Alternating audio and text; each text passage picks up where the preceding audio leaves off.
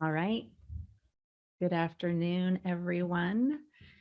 So happy to see folks here today. We'll be starting with our introductions, and please note any details on the slide in case those answer some of your questions. My name is Christina Clayton. I'm the co-director of the Northwest Mental Health Technology Transfer Center. Welcome to today's webinar, Staff Kaleidoscope for Multicultural Providers, Perspective on Our Field with Aleks Martin. We're so grateful that so many of you could join us today for this really important topic. First, our land acknowledgement, though. We at the Northwest MHTTC do sit on the lands and acknowledge that everyone do think about where your lands originally resided and with what people. We stand on the unceded lands of the Coast Salish peoples, as well as other tribes and bands in the Northwest. We really want to, though, make sure that we are honoring and taking time to acknowledge the land and pay respect to the Indigenous nations whose lands were forcibly taken, and that we are always doing advocacy, support, and education to be better stewards of these lands. If you haven't heard of Native Land, that's also a great resource from the chat. Now, a little bit about the Northwest MHTTC network and the larger network. So it's a nationwide network supported by SAMHSA. Our network includes 10 regional centers, of which we are one, and also a National American Indian Alaska Native Center, and as well as a network coordinating office. So we cover Region 10, which includes Alaska, Idaho, Washington, and Oregon. But obviously, many of you may not be from those 4 states because we're in a virtual world. So we certainly are excited to work and see you today. Our Northwest MHTTC, we have an area of focus of evidence-based practices for serious mental health issues such as psychosis. And the larger network goals are the same goals as our center, which is to accelerate adoption of evidence-based practices and other best practices for mental health, heighten awareness, knowledge, and skills, foster alliances among our community, and ensure availability of free training like today. We have newsletters, announcements. That's probably how you heard about us. We'll put in the chat how you can sign up for our newsletters and announcements if you haven't heard of those before. We have online courses, live events, learning communities, and a variety of things like that. A little bit about language. It's always our intention to be mindful about using language that promotes recovery. And we know this is an ever-changing landscape, but this slide was created by our network to hold up these values. So we appreciate your attention to that. A little bit about logistics. So obviously it's a pretty large audience. We do not have folks, on camera or being able to speak, but we are recording this session and we'll have that up on our website in a couple of weeks. You'll receive an email for where you can find those resources as well as all our archived webinars. And then you'll receive also an email in case you want a certificate of attendance. It's not a formal CEU, but sometimes can be used for that purpose. Because we are virtual and we don't have you all on camera and speaking, you can use the chat function, probably pretty used to this by now, to chat any technical issues, say hello, something of that nature. But if you have a content question for Aleks, please go ahead and put it in the Q&A queue, and I will get those ready for her at the end of the presentation. So anytime a question comes to mind, throw that in there. We'll make sure we can gauge enough time at the end. If we don't get to all the questions or there's too many, we are now writing a sort of highlight and key concept document for most of our webinars. So we'll capture that and make sure you get access to that too. Lastly, your feedback is very crucial to our work. We really want to, thank you in advance for your 2-minute feedback session. It's aggregated data. We don't know who said what, but we actually look at these every time we have an event, and it's really helpful for the presenter too. Really just takes a minute or two. You'll get a reminder via Zoom about that. And then lastly, we're required to do this survey, and obviously SAMHSA doesn't know or condone any specific content specifically, but we are funded by them, and we do hope to keep bringing free sessions of training to you. So thank you in advance. Now to the good stuff. So I'm very, very humbled and so grateful that Aleks Martin is joining us today. Some of you may have seen her in some of our past events, very crucial when we were really looking to attend to provider well-being last year. They've been in the health and social service field for over 20 years, holds an MSW from the University of Washington. And what I find amazing is you've been in the field for a while.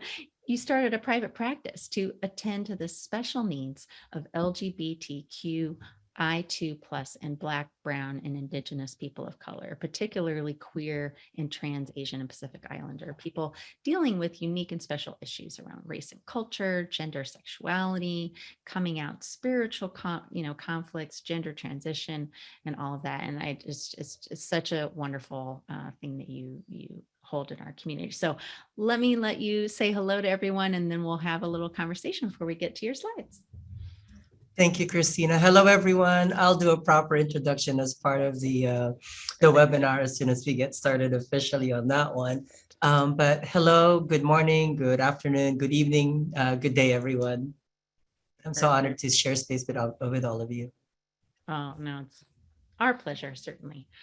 Well, so as we talk today, Aleks, I've known you for a while. We go way back.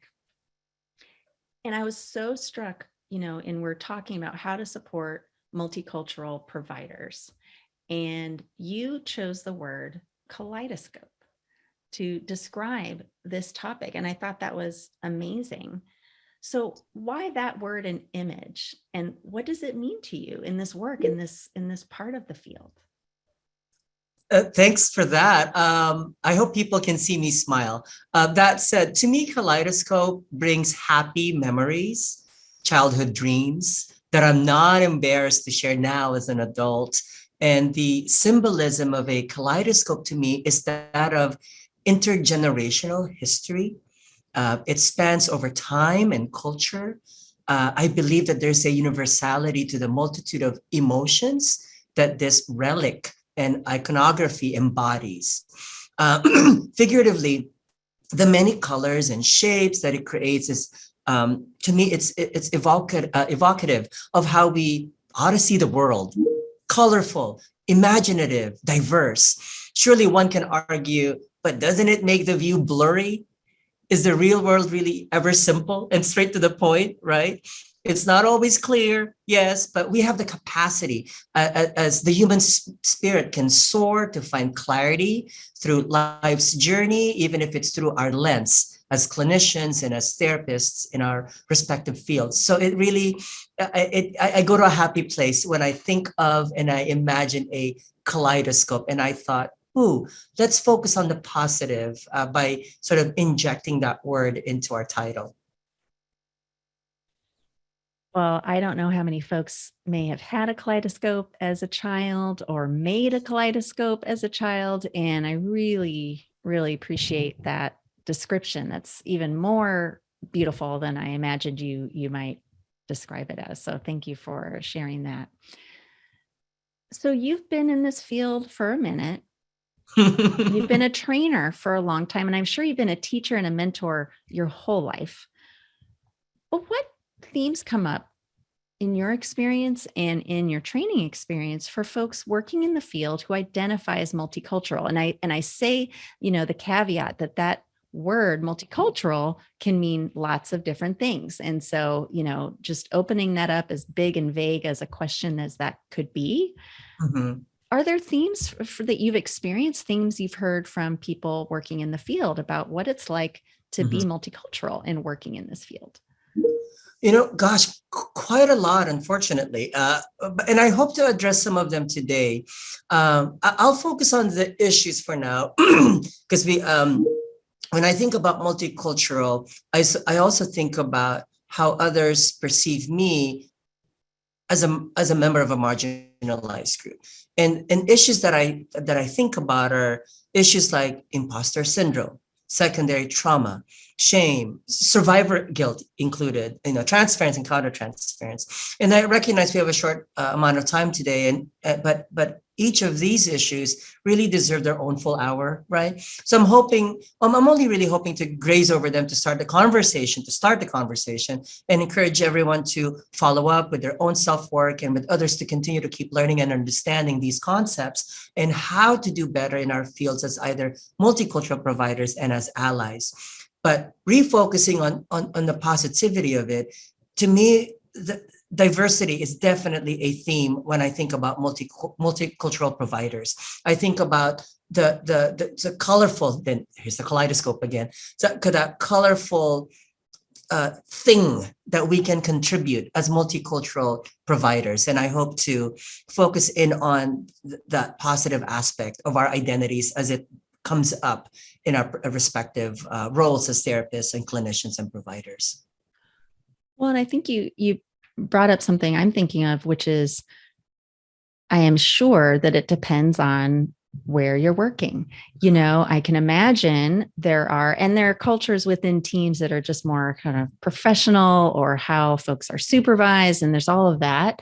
And some of those may fly in the face of a person's personal culture, but also, the real racism, discrimination, and other isms, as you talk about in your trainings, that people experience. And then I also think of, if people have had I don't want to say luxury, but the beautiful experience of working in an agency or a team where that's at the forefront, and that's seen as the leading strength of a team or a provider. And that I bet two people could have very different experiences depending on where they work and who is their supervisor, who is their, all of that. So there's some great experiences I'm sure you've had, and probably some that aren't so great.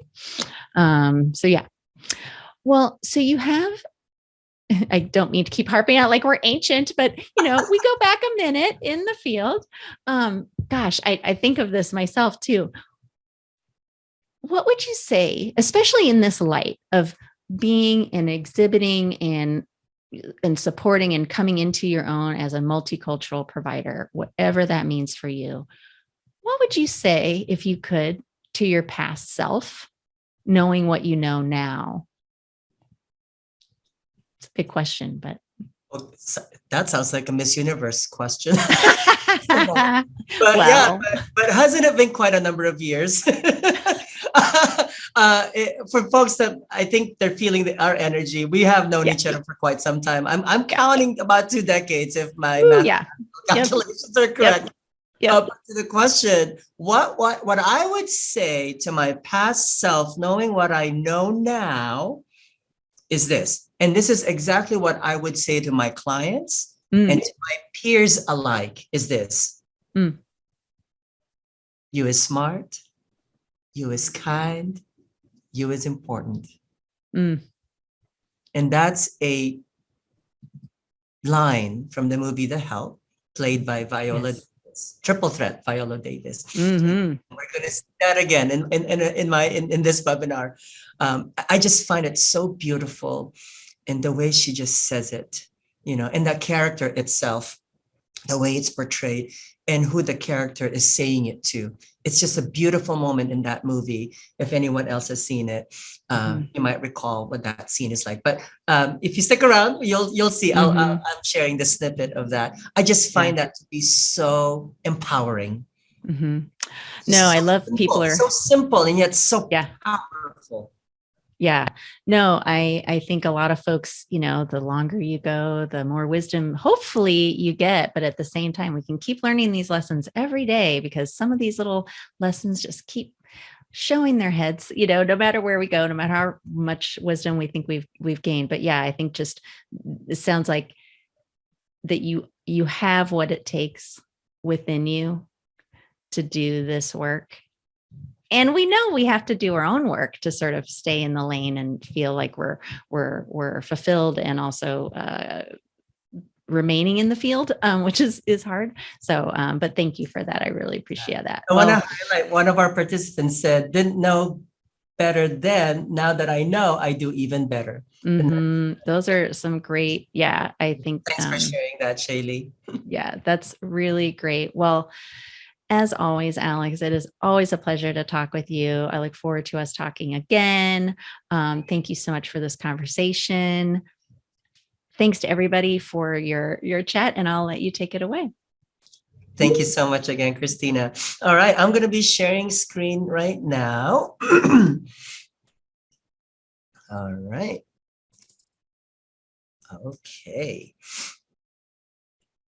All right. Thank you again to the wonderful folks at Northwest MHTTC for having me and creating this time with all of us, a moment of learning, strengthening our minds, expanding our hearts for compassion and passion in our shared communities, especially with each other and for each other as fellow professionals in the helping field.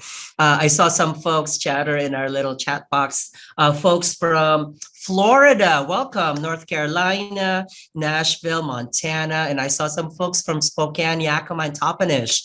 Thank you so much for joining us. I really appreciate it. Again, good morning, good afternoon, and good evening, wherever you are in our wonderful world, and good day, everyone. Again, my name is Aleks Martin, and I primarily use she pronouns, but he and they are totally okay. And I'm honored to share safe space with all of you and hope that you've managed to just carry along hopefully post-pandemic, and that you're taking care of yourselves. And as we begin our time together, I do acknowledge that I am also on the traditional land of the Coast Salish peoples, the first peoples of Seattle, the Duwamish people, past and present, and honor with gratitude the land itself and the Duwamish tribe.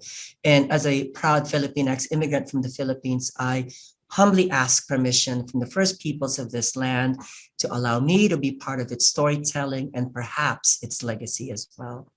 And I invite you to honor the land you are on. Type it in the chat box, the land that you are on, its people, past and present, the land that you and your family and your own tribe, your community have come to settle on and make a home. All right, so just a little about me for background and context. Again, I'm a licensed social worker with a concentration in integrated health and mental health from the University of Washington and a licensed substance use disorder professional in the state of Washington. Much of my work is centered on health disparities that impact marginalized groups while embracing harm reduction and acknowledging implicit bias. As a proud genderqueer and immigrant from the Philippines, I intend to share my professional and personal experiences with the hope of bringing diverse perspectives into an often cisgender, heteronormative, white, and male-dominated world, be it at work and society at large. And as we begin to share our diverse stories as fellow professionals, think about how much of your own experiences, particularly how the personal manifests itself in the professional and the social influences that surround our everyday lives.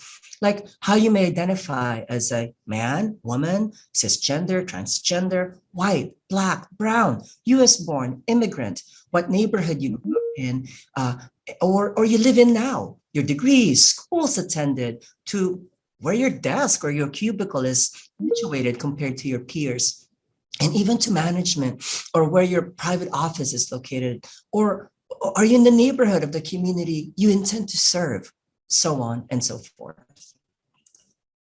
Now, if you've been with me at previous MHTTC webinars, then you'll know I will guide us in a short activity to normalize incorporating mindfulness as a self-care practice into events such as this webinar, including time with clients and hopefully even in staff meetings.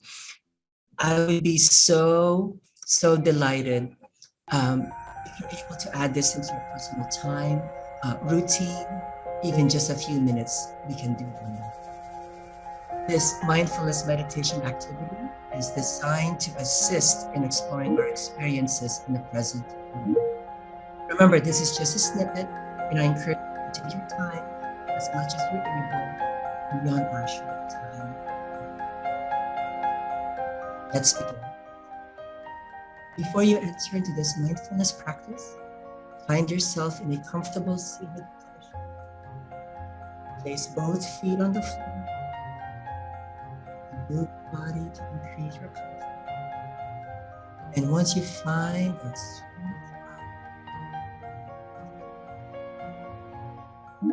long, relaxed exhale, closed eyes, very soft gaze. Let gravity pull the body towards the earth. Another deep breath in. Soft. And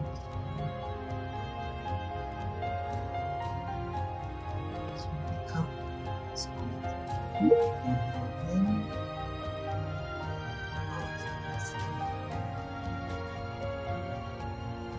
Should you feel sensations looking up on your body, it has served you well, and it has protected your mind, heart, and spirit. Give it gratitude. They sit deep where you are.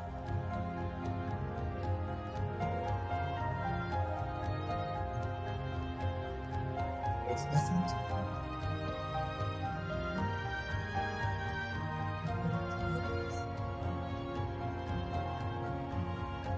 Now gently move your palms, hands, and fingers towards your head. Imagine holding your crown, sitting with yourself. Remember that you are. And slowly shift your arms above you, stretch towards the sky. Unlimited potential and endless possibility.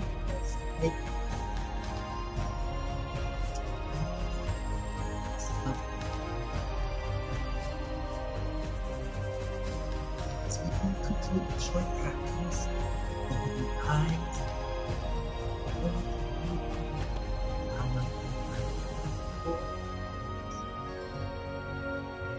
Slowly to notice the discovery, sensations, thoughts, feelings that you enjoy, peace, and perhaps a smile. Remember that soft, gentle inhale in and a soft exhale. And in a few moments, let's come back together. Thank you. Beyond our roles as professionals in our respective fields, today we will recognize our diverse identities from our race, our age, sex, gender, sexual orientation, class, and other isms that break our communities apart. We will discuss and recalibrate our lenses of compassion and understanding and challenge our society and how we've been socially conditioned and all these approaches to our practices, not just with our clients, but with our peers as fellow professionals. And to remind ourselves that the lens is not always clear, but we have the capacity to widen our vision and truly see the many different colors of the kaleidoscope. Today, I hope to refresh all of our memories, no matter how faint, to honor our achievements, no matter how small, and celebrate our connections and foster this for our future. We will cover topics of imposter syndrome, secondary trauma and trauma, guilt, shame, and survivor guilt, transference, and counter-transference.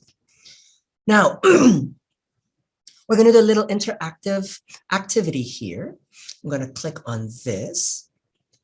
We're going to activate it. We're going to present. And the instruction is you text 36641 and your answer to this question, who are you? Think about how you see yourself. What is your identity? What is the identity or identities you are most proud of? And text that to 22333 on your smartphones or phones, if it has text capability. Again, text the number 36641 space and your response to the number 22333. Think of the ways that make you special. Think of the ways that make you different and unique. For example, a personal example is that my identity as a Filipinx immigrant from the Philippines, because it encompasses my gender identity and my colorful experience as an immigrant, rich in Filipino traditions. I see mother. Wonderful, wonderful. Alex. Queer identity. Oh, yes. Sorry, oh, good. People are figuring it out. Yeah. So it's a Yes, little confusing. thank So you. the number you dial is 22333, and then you put 36641 space and your answer. Correct. Perfect. Okay. That's working. I'm glad people are getting it. Thank you. I often have problems with this too. I need to switch that. The automatic instruction is the first number first, which is in the body. I need to flip that. Yeah. Cheerleader. This is awesome. Supporter. Mexican, Romani, biracial, bisexual, cisgender woman, Christian, white, part Mexican, spiritual, queer identity, bilingual, funny and loyal, woman. Who are you? Who's out there? How do you see yourself? Aging punk rock lesbian Santeria. Advocate. The identities and that you are most proud of. Empathic friend. Thank you. Think of the ways that make you special. Your ability to put people at ease. First generation college graduate. Congratulations. Mother, daughter, cisgender, female, white, Western European, wife, friend, supporter. Thank you. An awesome individual. Very good. Sister, aunt. Grounded. Queer. All right. I think this is Latin X for bruja. I hope so. And I'll keep an eye out for the chat. Make sure I'm saying it right. I love that. Blonde runner, community member, wife, mother, friend. Wonderful. Latino leader, son, mental health advocate, and podcast host. Congratulations. Thank you. Thank you. All right. We'll pause this one. And the next question is,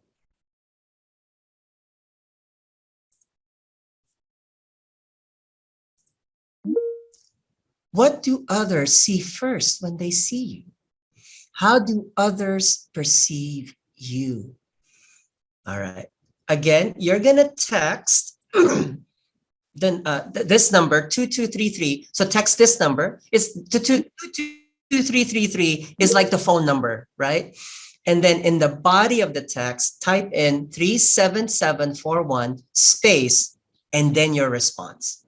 I hope that's a clear instruction. I apologize. All right. I'm going to activate that. We're going to present. Again, how do others see you? White, straight, cis. All right. What identity or identities do others prioritize when they see you, when they see us, when they interact with you? Class clown. Oh, white woman assumes straight because you're married to a man. And the prompt can be as objective as others telling you about your identity that they recognize first and foremost. Nice, helpful, reliable. Affluent basket case, sparkling brown eyes and a big smile. And perhaps also reflect upon your identity that you feel others only see you as. Encourager, very good. Someone who does everything in his power to help others. Others see confidence in you. Real, authentic, good friend, very good. An example for myself is when others perceive my accent when speaking English is that I'm forever the immigrant who just landed moments ago. White alternative woman, advocate, supporter, compassionate, funny, trustworthy. All right. So it's a mix of really good ones. This is so beautiful to see. But we also had some not so good ones at the beginning, right? Woman, uneducated. White, woman, overweight, quiet. Strong Black woman. Same old, same old. Thank you. And some in the text, encourager, mentor, lover, direct. All right. Hope, Healer. Yes, yes, Oh, ma'am. sorry. One last thing. I think we're hearing some people are asking a beeping, and I don't know if you have notifications on your computer maybe playing, or if Yes. people are hearing that. Some people are hearing, but yeah, just wanted to note that. But it's Great. otherwise. Thank you. And I was like, where is that coming from? All right. White, straight, cis. All right. Thank you. Thank you. All right. As I prepared this session and all previous webinars, I'm constantly reminded that all of us are very familiar with the topic, but sometimes we all need a little reminder to be mindful. And I want to remind all of you that you are all experts and we just need a little nudge.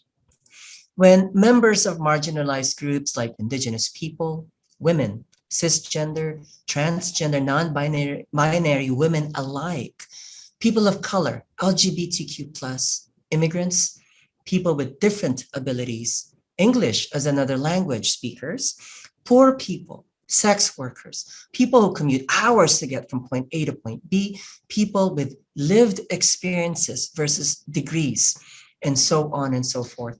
We are made to feel different and bad. Their well-being is not well.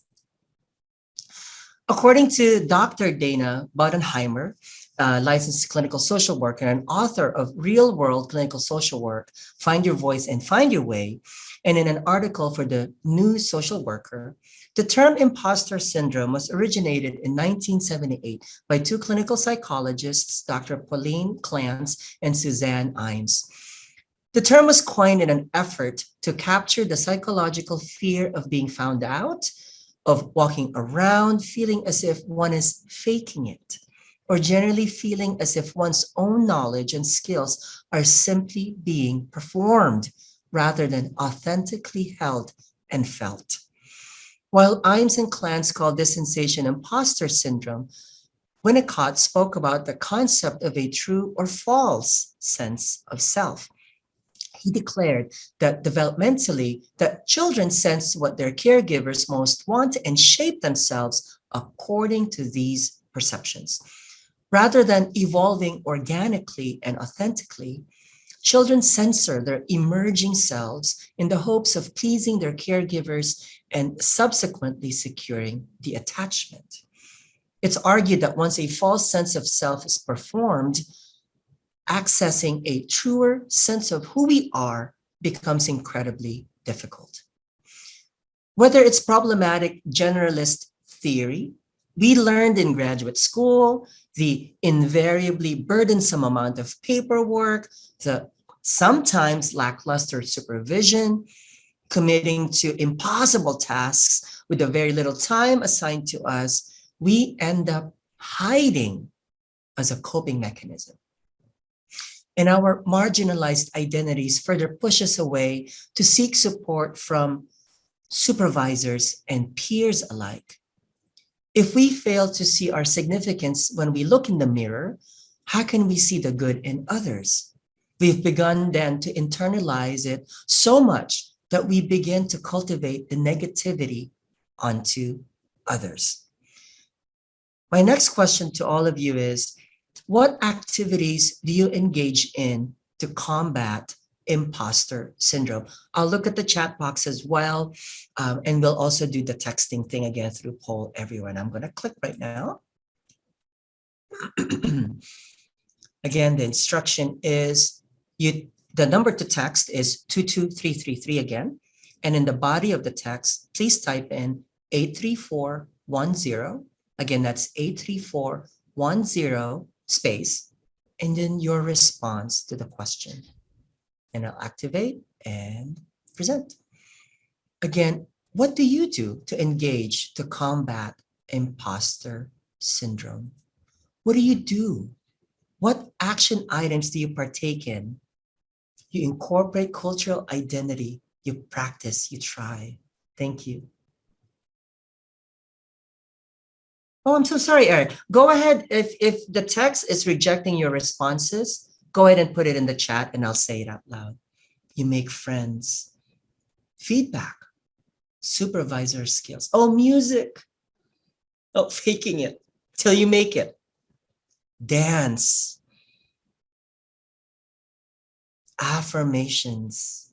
Friends, listen to music. Stephanie, I'm going to read this verbatim. Especially professional, we are told and take on the concept of fake it till you make it, but rarely do we identify when we've made it. Ditto, Stephanie. And art, cultural practice, CBT, DBT, yes. Support, talk, mentor. Yeah, what positive affirmations do you say out loud to yourself? Let's see those. And feel free to use the chat box again. So what are those affirmations? Let's see them. Poetry, listen. Oh. Family, friends, music, cooking, sharing time with grandkids. And it's okay to not be perfect and know it all. Agreed, agreed. Thank you so much, everyone.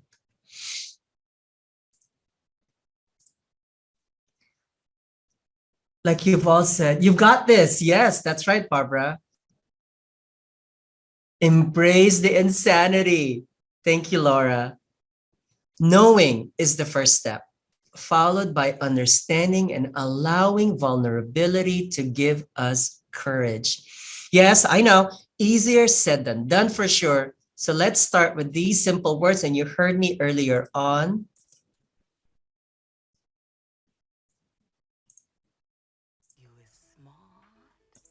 Oh, I don't think this is loud enough. Hold on, hold on. Ah.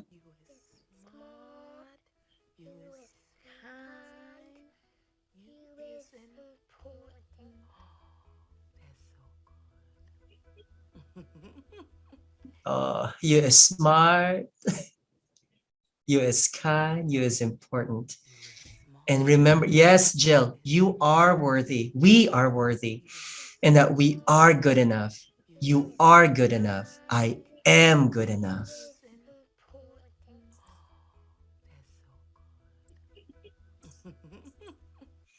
Dr. Elizabeth F. Churchill opines that there is a strong correlation between imposter syndrome and anxiety, stress, depression, and burnout. And how could that not be true? If you haven't experienced them, better get right on it and get it off your system before it gets worse and the cut gets deeper. When we are reminded that the usual positions of power and privilege that are customarily, generally, historically, and systematically filled by cisgender white males who are also affluent and highly educated, then that leaves others who are not in any of those categories and the marginalized groups left literally behind. In a recent 2020 Frontiers in Psychology article by Finstra and others, they propose a shift in the way scholars conceptualize and empirically study the imposter phenomenon. Instead of framing the insecurities of individuals, especially those who belong to marginalized groups, as a problem that arises from within these individuals, we attest that it is time that researchers consider the important role of outside forces as well, how context and social structure create imposter feelings. In this way, we contend that people's imposter feelings are not solely a result of their dispositions and personalities, but can actually work their way from the outside in. These internalized negative perceptions of the self are born out of environments and social interactions that lead people to question their abilities, our abilities and worth.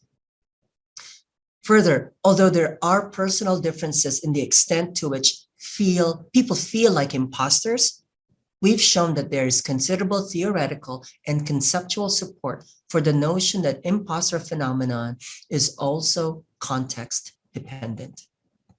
This perspective provides an important new angle for future research.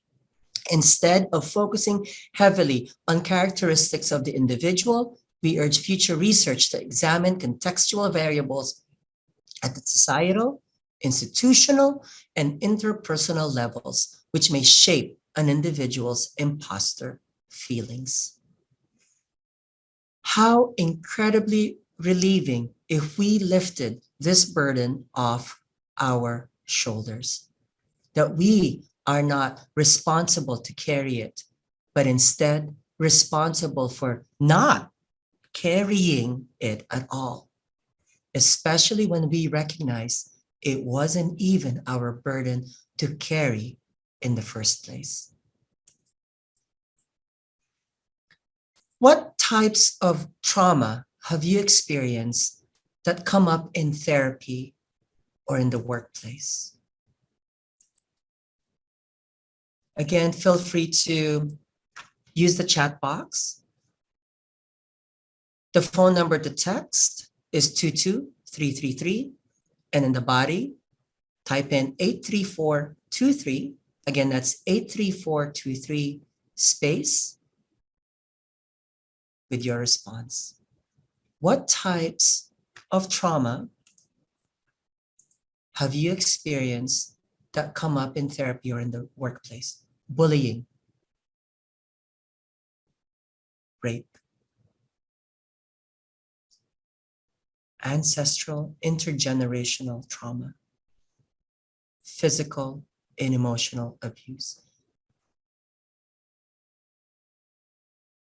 As I read these things out loud, I want to honor and respect and be sensitive to how some of these words may impact us in this moment. And I encourage you to please self-care. If you need a moment to step away, please do so and come back when you're ready.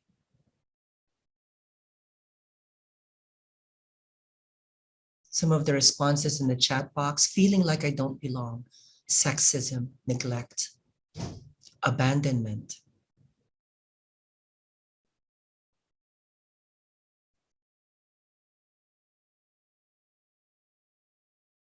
And I want to instruct people to go ahead and just read them quietly.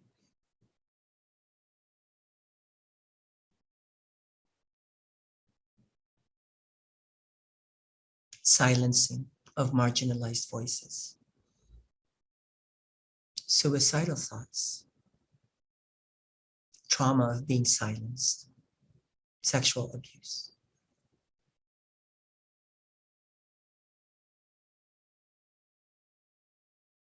Sexism. Previous trauma being brought up by a boss and used to discredit this person's opinion. Let's take a unified, collective deep breath in and a soft exhale. Once again, deep breath in for a moment of reflection and gentle exhale. Thank you, everyone.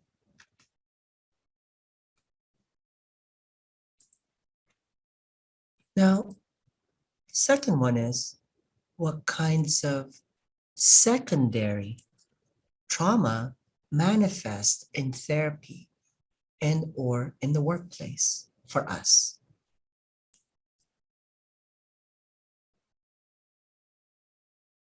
Again, the number to text is 22333, and in the body of the text, type in 83428 space and your response. Again, that number in the body of the text is 83428 with your response. Or you may respond via our text box. Losing clients who died. Watching the system fail people. Deception. Domestic violence. Vicarious trauma, yes. Issues related to abandonment, being silenced. Again, I thank you so very much for allowing ourselves to be vulnerable in this moment and sharing the safe space for all of us.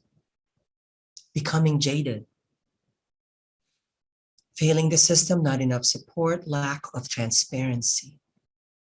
Displaced anger triggers intrusive thoughts. Feeling powerless to make system changes. Sexual, mental, and physical abuse. Empathic pain. Apathy, and you're not proud of that. DV. When the good and the bad collide. Displacement, yes. Discrimination.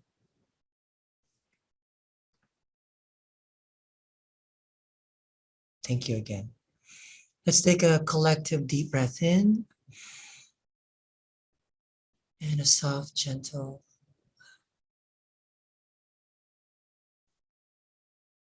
Thank you, everyone.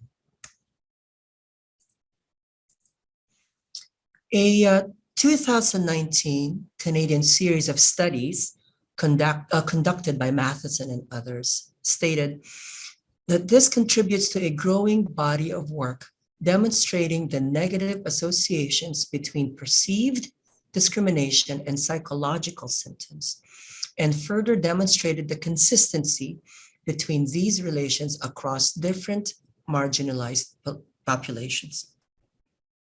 They added, each of the studies assessed a different marginalized group in Canada, including Indigenous people, Blacks, Jews, and a diverse sample of women.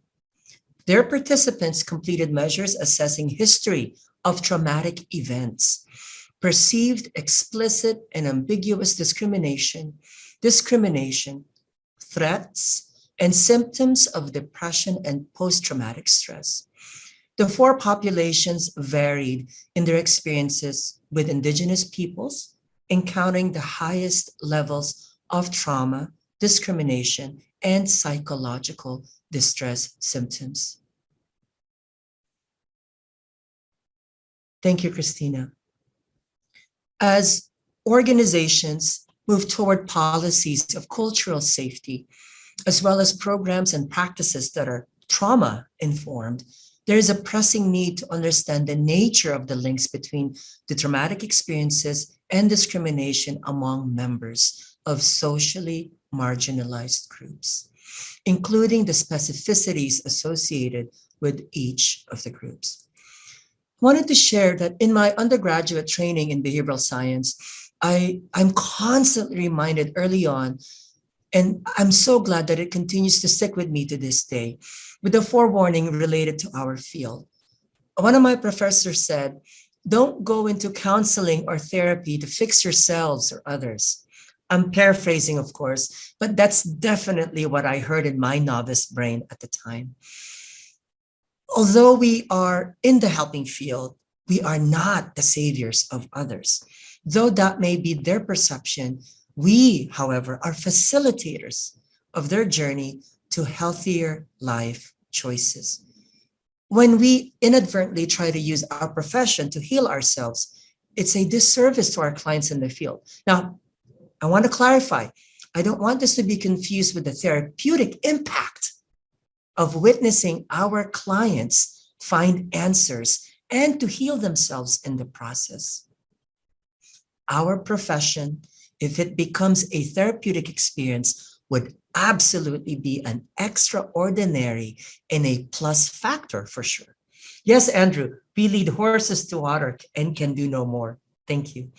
And that is why it is extremely important to seek our own therapists or something similar so that we can be our healthiest selves and be our best professional when we are face to face with our clients. If it means beginning the journey through trainings and webinars like this, then that's definitely a start. And congratulations are in order. Thank you, Angela. Never work harder than the client. For this section, I'll focus on COVID-19 as a catalyst for discussion. In Transforming Shame in the Pandemic, an international study, this 2021 study by Mayer and company defines shame as an unconscious, somehow unattended and neglected emotion, and occurs when individual and social cultural norms are violated. It often impacts negatively on the self and others across cultures. During COVID-19 crisis, shame has become an important emotion with a powerful effect. Depending on how it is experienced within the social cultural context. It claims that intersectionalities such as culture, social strata, educational background, first language, gender, age, and the political system should be researched further in terms of their influences. Professional practitioners such as counselors, coaches, and therapists need to increase our awareness towards shame and how it impacted ourselves during the pandemic. Shame needs to be recognized by professionals as an emotion besides anxiety, depression, sadness, frustration, and isolation, since it impacts strongly on many individuals across cultures. With reference to the findings of this study, psychological practitioners need to focus on accepting and transforming suffering and pain caused by the pandemic to increase meaning, strengths, and mental health beyond shame. Survivor guilt. It should have been me. It's all my fault. I should have done this. Why did I do that? I am to blame. What if they were still alive?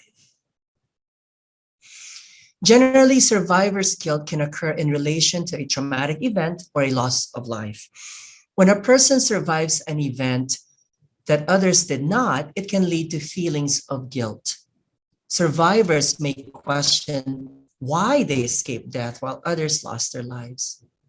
In the current version of the diagnostic manual, the DSM-5, survivor guilt is a symptom of post-traumatic stress disorder, PTSD, and it may be viewed as one of the cognitive and mood-related symptoms of PTSD, which include having distorted feelings of guilt and negative thoughts about one's self. As a member of a marginalized group, how does it feel to also be a successful professional in your own right and with your own merit? Because of the standard definition of the term, the resources are scarce and limited. However, a few things come to mind to begin to address it. Number one, address it. Acknowledge the pain, the hurt, the suffering, sometimes the violence. This may mean mourning, a moment of sadness and tears.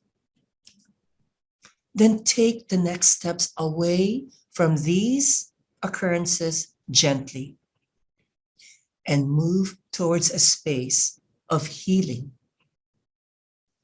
Surround yourself, ourselves, with joy and celebration. Begin to recognize empowerment with self and others. Nurture and cultivate your accomplishments with others. Sound familiar? It does sound a lot like grief and loss, doesn't it? And the stages one goes through to move on. As clinicians from marginalized groups, we will naturally focus on counter-transference. Counter-transference, as defined by Merriam-Webster, is the psychological transference, especially by a psychotherapist during the course of treatment, especially. The psychotherapist's reaction to the patient's transference, the complexity of feelings of a psychotherapist toward the patient. It all sounds so simple, put into words by the dictionary. In fact, some sources even akin it to ethical issues. Countertransference refers to the inner emotional reactions of a social worker or any helping person to a client, according to Lima. Countertransference emerges at the intersection between the vulnerabilities of the client and the vulnerabilities of the social worker. It is a product of the helping relation and thus lies at the heart of the helping process, according to Agas. Whether or not workers practice psychodynamically, which refers to the theoretical school that gave birth to this construct, and whether or not they are aware of this counter-transference, counter-transference is present in all helping relationships at the micro, the meso, and macro levels of practice, according to Lanier. The question is less about whether transference is experienced and more about how it is understood and managed, according to Burwell, Pender, and Helinsky. It's evident that we have been socially conditioned, if not formally trained, to see such differences as a means to differentiate ourselves from each other, to distance ourselves from each other and not see the value in these very instances of diversity. This is not about feeling sorry for ourselves, but recognizing and learning by theories and concepts so we may better understand our collective histories and how we can rewrite our histories moving forward. As a therapist myself, I do encourage folks to seek professional support, be it a traditional therapist, perhaps a life coach, to casual conversations with peers, colleagues, or personal friends. Just be sensitive to how much they can also handle and how much you're prepared to unburden. There is absolutely value in communing with others on our shared stories. But imagine the burden on them as well, and the cautionary tale of misery loves company. If there's hesitancy, perhaps start with meditation practice to ground ourselves. Let's take advantage of technology. Check out smartphone apps that might spike our interests. We can start solo and follow our own availabilities whenever we have free time and create a safe space for ourselves and hopefully invite others to take further steps into healing. Slightly inexpensive activities like nature trips. You've heard all of these things. Now, let's just set aside the gas price to drive there for now. But let's talk about urban hiking. If you're familiar with the Seattle area, perhaps a stroll around Green Lake, a walk across Lake Washington, and so on. I want to share this from Angela. Awareness and recognition is key to placing boundaries on themselves to stay in tune with their client. They're a veteran and have both therapists and psychiatrists or psychologists. Thank you so much for sharing this, Angela, and Cassandra agrees. And they're also a vet. Thank you so very much for your service. Thank you, appreciate it. Now, I'd like to slowly wrap up by highlighting the work of Dr. Paul Wong. Dr. Paul Wong is a prominent figure in existential competency in shame therapy. Dr. Wong is a Chinese-Canadian clinical psychologist and professor. His research career has gone through 4 stages with significant contributions in each stage of learning theory, social cognition, existential psychology, and positive psychology. He is most known for his integrative work on dealing with death acceptance, meaning therapy, and the second wave positive psychology, which folks may have seen as PP 2.0. Dr. Wong has been elected as a fellow for both the American Psychological Association, APA, and the Canadian Psychological Association. With the theme of existential positive psychology in mind, Dr. Wong opines that painful, ontological, the nature of being, aspects of shame indicate that shame is analogous to physical pain, signaling that some injury or deficiency, such as experiences of rejection, imperfections, limitations, and brokenness. He adds that as such, it serves as a survival strategy. But shame is also a life-serving signal, which safeguards our dignity, and it motivates us to move up from the bottom of the pyramid. Thus, shame is a double-edged sword in therapy. I've got a fan of existentialism there. Existential competency in therapy deals with both the negative and the positive aspects of shame. Dr. Wong suggests these basic clinical skills in existential competency, which include self-awareness, acceptance, and acknowledgement of one's failures, self-forgiveness, and self-compassion. Self-affirmation through reauthoring and reframing. Self-affirming the intrinsic value and sacredness of life. Taking personal responsibility for positive change. Seeking a support group. Focusing on the meaning of people and how they attach to events. Oh, let me paraphrase that. Sorry, I misread that. Focusing on the meaning people attach to events. That's a different phrase. Seeking deeper meaning and self-transcendence. And seeking deeper understanding through verbalizing one's emotions and dreams. Thank you. Oh, I'm so happy we're to time. And this, everyone, is Dr. Paul Wong. As an Asian American, I have so much pride in seeing someone who has done so much in our field, and to look at his image and to see a reflection of what I look like. It brings so much joy. And how empowering that is to know that somebody who looks like us has done so much work in our field.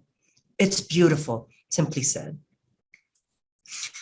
Now, we've got some time for Q&A, and the lovely folks at Northwest MHTTC were able to collect some questions that have been prepared. So I'll go through those and go through those responses, and then we'll make time for live questions as well. So we received a webinar question that asked about imposter syndrome when newly entering the field of social work. And I'd like to expand it to include trauma and secondary trauma, including counter-transference. To highlight a 2019 study by Smith and others who focused on reactions of novice interviewers conducting trauma research with marginalized communities. They concluded that novice interviewers described experiences of secondary traumatic stress, vicarious trauma, compassion fatigue, post-traumatic growth, and resilience. Novice interviewers described symptoms consistent with those reported by seasoned helping professionals. Positive and negative symptoms often coexisted.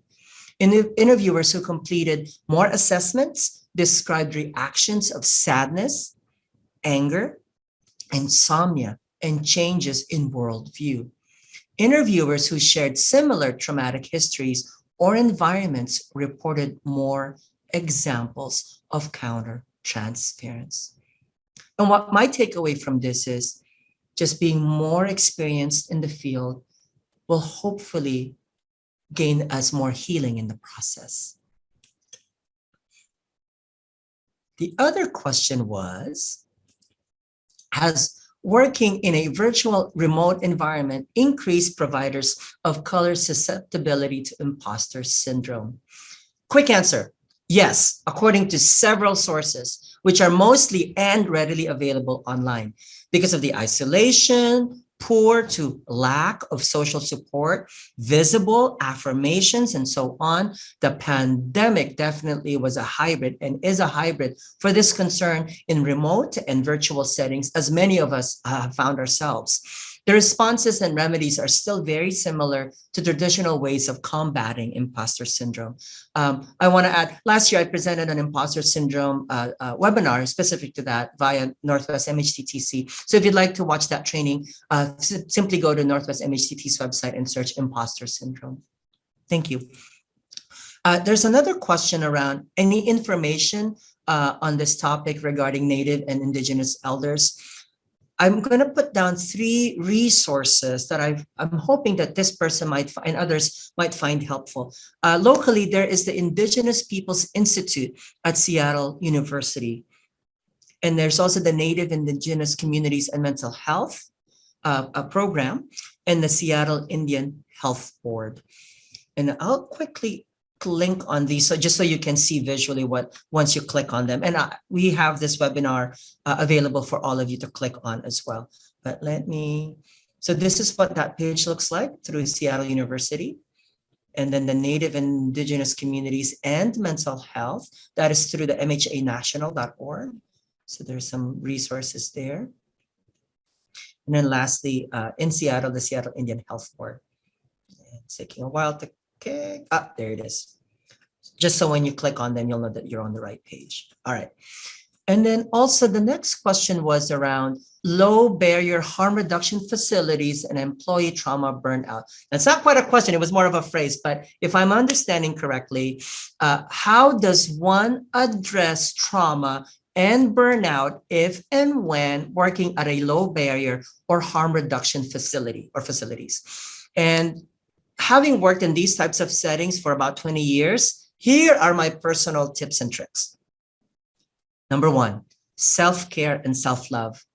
Go on vacations. You deserve it. Love yourself. Deal with personal issues first. Number 2, community care. What do I mean by this? Genuinely care about others, but watch out for savior complex. Absolutely get healthy supervision. The key word there is healthy supervision. Empowering. Third, be around those who understand the work and the problem so you can gain social support that is loving and caring and non-judgmental.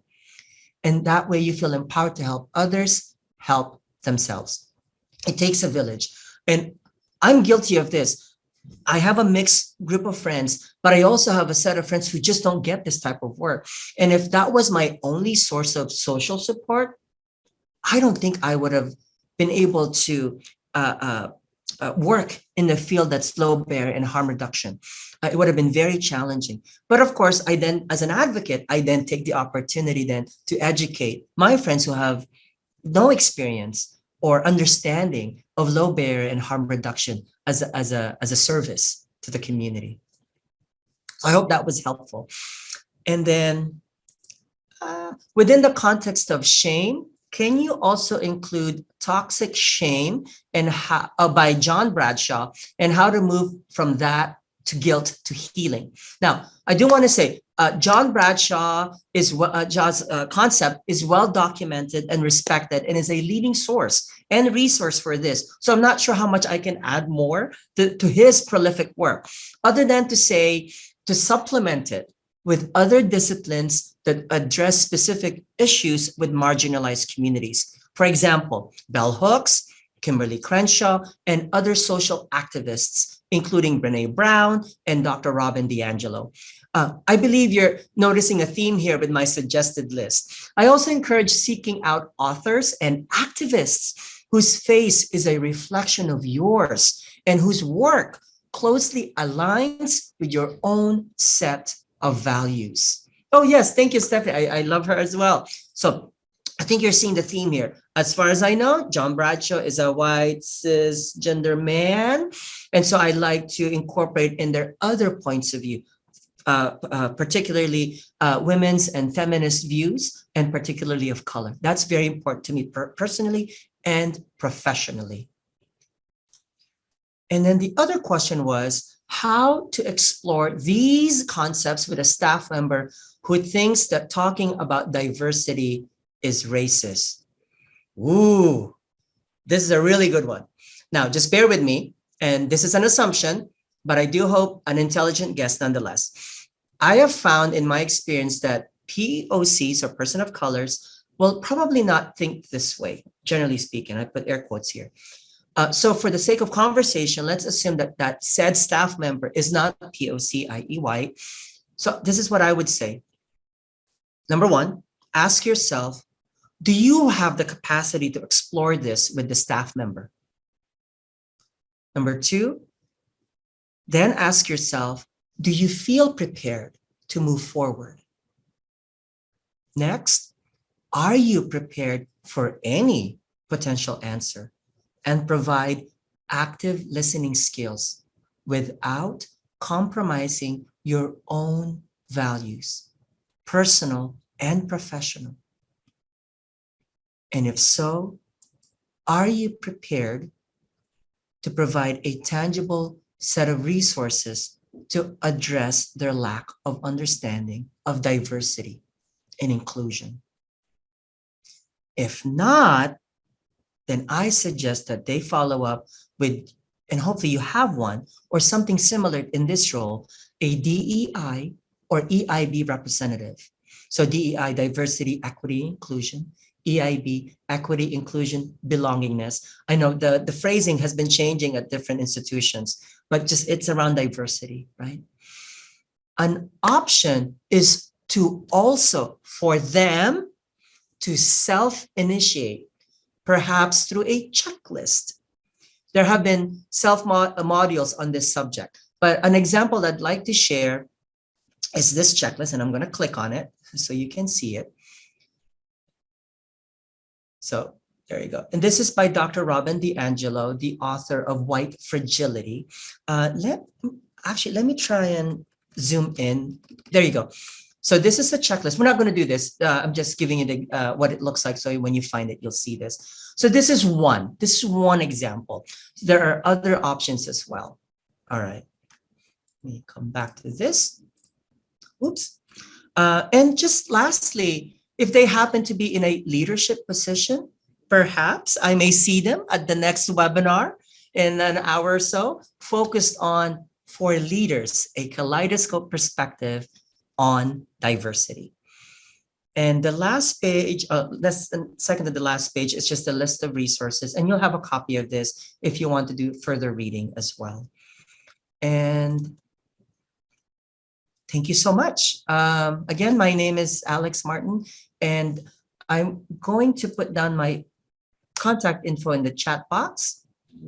Feel free to reconnect with me directly if there's any questions that have come up, or if you just wanted to chit chat and talk. I really believe this. It takes a village. And if I can assist you in your journey, it would really be such an honor to share space with all of you. Thank you so very much. I want to give the last few minutes to our lovely folks at Northwest MHTTC. Thank you so very much. Salamat po in my native tongue of the Philippines. Oh, thank you so much, Aleks. I think we could just spend all day with you, but I know we have to wrap up. Thank you so much. You could just tell from people's comments in the chat, and so great that you were able to ask and answer some questions that people gave at registration. So we haven't done that often, but it's I think it's working out very well. So thanks to everyone who is here today. Just want to share again, if you haven't done your feedback, obviously we're just giving you the link again just now, but it really helps. And Aleks reads them, we read them, and if you like these kind of topics, then we can bring more of them. And so that's one way to share that. So I appreciate your feedback on that. We do have some other